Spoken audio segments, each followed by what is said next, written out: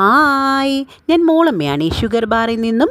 ഓശാനയുടെ തലേ ദിവസം ശനിയാഴ്ച അടുത്ത ദിവസത്തേക്കിനുള്ള പൂക്കൾ ഒരുക്കുക എന്ന് പറയുന്നത് വളരെ രസമുള്ളൊരു പരിപാടിയാണല്ലേ. ഒരു വികാരം തന്നെയാണ് കുട്ടികൾക്ക് ഓശാനയുടെ തലേ ദിവസം. പൂക്കൾ പോയി പറിക്കുക, നമ്മുടെ വീട്ടിലില്ലെങ്കിൽ അയലോക്കത്തെ വീട്ടിൽ പോയി പറിക്കുക, വഴിനീളെ നടന്ന ഓശാനപ്പൂക്കൾ പറിക്കുക, അതൊക്കെ ഭയങ്കര രസമുള്ളൊരു പരിപാടി തന്നെയായിരുന്നു. നമ്മുടെ ചെറുപ്പത്തിലും ഇതൊക്കെ ഭയങ്കര രസമായിട്ട് നമ്മൾ എൻജോയ് ചെയ്തതാണ്. ഇപ്പോഴത്തെ കാലഘട്ടത്തിൽ അത് കുറവാണെങ്കിലും ഞങ്ങളുടെ വീട്ടിൽ അത് അന്യം നിന്ന് പോകാത്തൊരു കലയാണ് കേട്ടോ.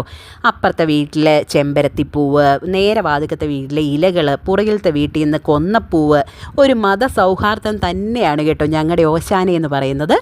ഇതെല്ലാം ശേഖരിച്ച് അടുത്ത ദിവസം പള്ളിയിൽ പോവുക. ഓശാനയും ദുഃഖവെള്ളിയാഴ്ചയുമാണ് ഞങ്ങളുടെ കുട്ടികൾക്ക് ഏറ്റവും ഇഷ്ടമുള്ള ദിവസങ്ങൾ. അതായത് ഈ കഷ്ടാനുവാഴ്ച കാലങ്ങളിൽ ഏറ്റവും ഇഷ്ടമുള്ളത്.